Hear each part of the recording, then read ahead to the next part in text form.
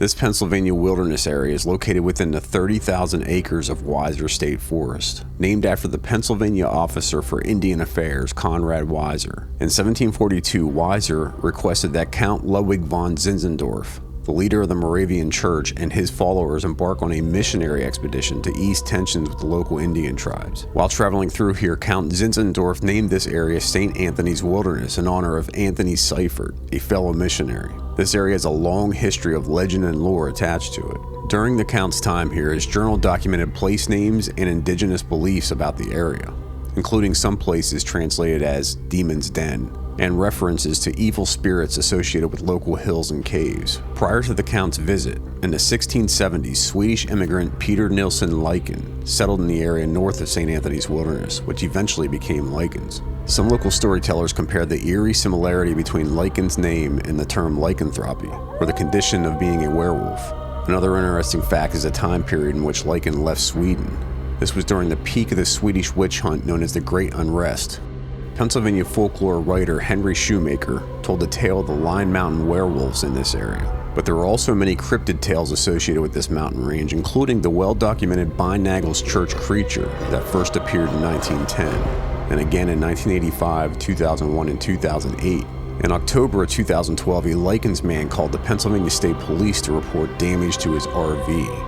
He stated that just after midnight, he was camping with his girlfriend in a remote area of Weiser State Forest when he saw something move past the window of his camper.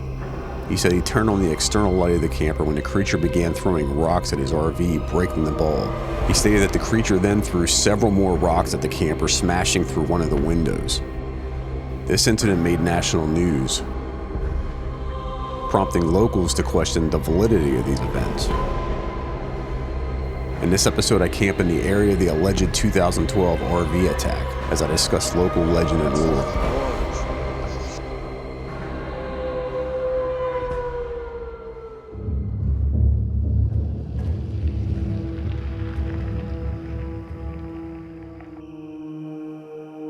The history of this area goes back to 1670 when Peter Lyken traveled from Sweden to settle here in this Pennsylvania wilderness. The date 1670 is important to this story because when Lyken fled Sweden, that was during the peak of the Swedish witch trials. During this period, it was estimated approximately 300 to 400 people were executed in Sweden, accused of being witches, and that was 20 years before the Salem witch trials here in the United States. But that period of Sweden was hard to imagine. The fear during this period in Sweden was that witches were kidnapping their children, having sex with them, and basically stealing their souls. So Peter sets up here just north of us and just above Lykens.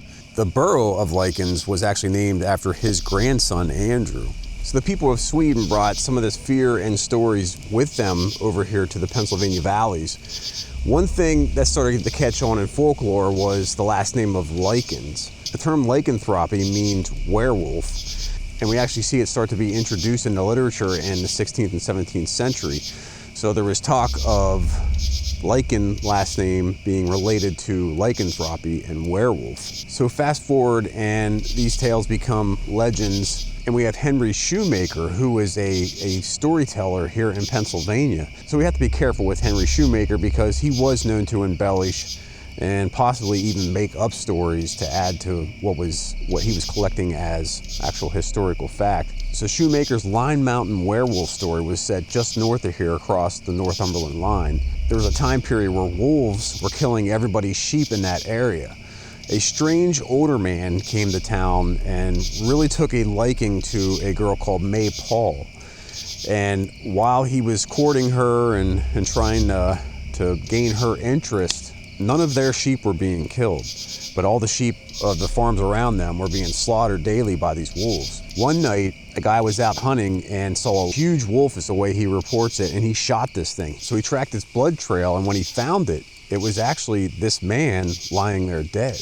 The legend goes he's buried up there in Northumberland in the werewolf grave. Shoemaker continues to explain how that family and May Paul's sheep were never harmed again after that. Shoemaker also writes that many wolves would gather around this guy's grave. So the Greek name lycanthrope has nothing to do with the Swedish meaning for lichen, which was hope and happiness. But it makes you wonder if any of these stories have anything to do with all the wolf road names that run through this area here. It's not just werewolves reported to be running around in this area. There were also many reports of cryptids and other strange creatures that couldn't be explained, the most famous of which was in 1910, the Bindnagel's Church Road creature. There were many newspaper articles printed about people citing this creature. It all started in June of 1910 when several chickens were being stolen from pens in that area. They thought it was just thieves at that point, but it wasn't until October of 1910 where they started to see what was taking these chickens. And it's a strange description. One person described it as sort of a dog or a bear-like thing. Its front legs were longer than its back legs. Another one said this thing stood straight up on its hind legs and could walk and run. At one point, they witnessed this thing bathing in the Swatara Creek. There were bands of armed men that set off to try to catch this creature, and there was actually a cave in that area.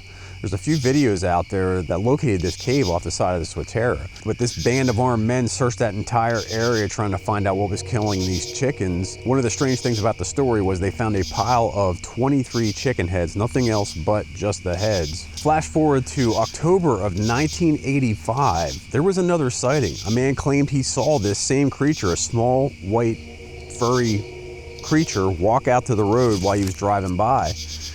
This story was kind of overshadowed because at the same time over in Enola, PA was the Pine Hill Road creature that turned out to be a guy in a suit that was terrorizing the area, and he was charged. But that story made a lot of headlines.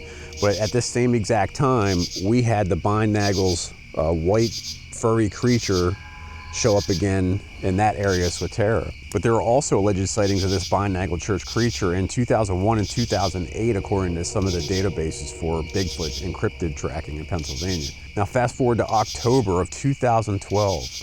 There is a man from Lykens camping in his RV where I'm camping at right now.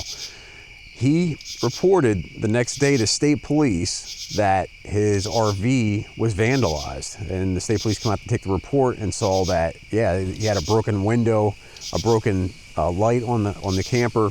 What he claimed was he was sitting in the camper with his girlfriend when he saw something pass by the window outside his camper. With his girlfriend. What I saw was something walked by the window, kind of like this, but I could not see a full thing. He turned on the light to light up the outside, and this thing started to throw rocks at the light. It continued to throw rocks until it broke one of his windows. This thing actually made national news. Side light to escape discovery. Reed gave chase, jumping into his truck alongside his girlfriend. The two even made special Bigfoot calls in an effort to locate the creature.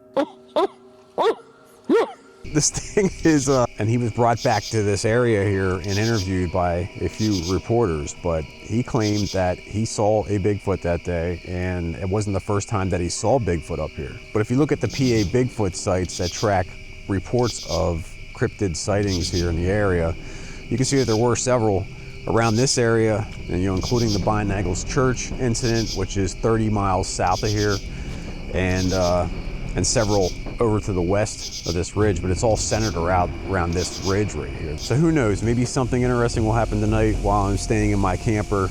I actually have a trail cam out that I can log into wirelessly and see the outside and see what's going on. So we'll see if something happens in the morning after I wake up. But if something does happen, I'm gonna get it with my cameras. I have two 4K cameras running here now, so, oh yeah, and I got a Sofern Q8 Pro. It's like 10,000 lumens or something like that, but it's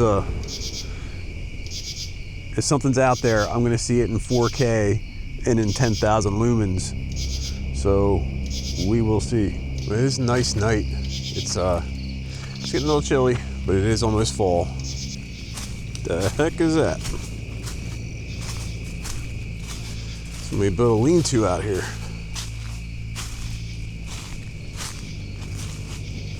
Huh.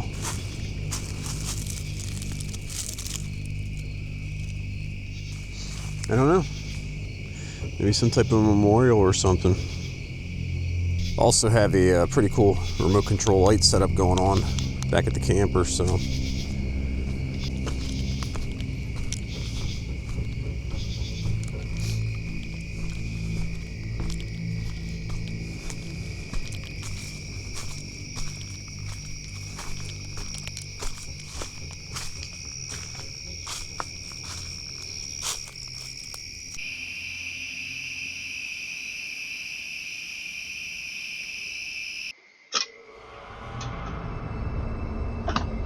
Very quiet out there.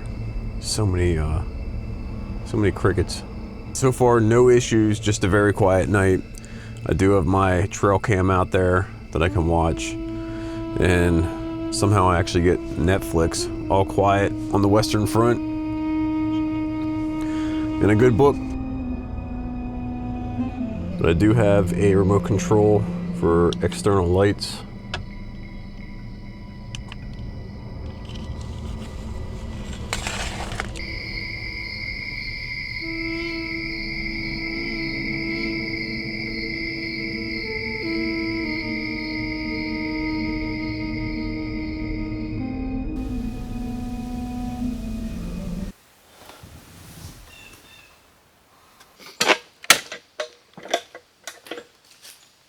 Well, no visits from Bigfoot last night. Guess he didn't care about my camper.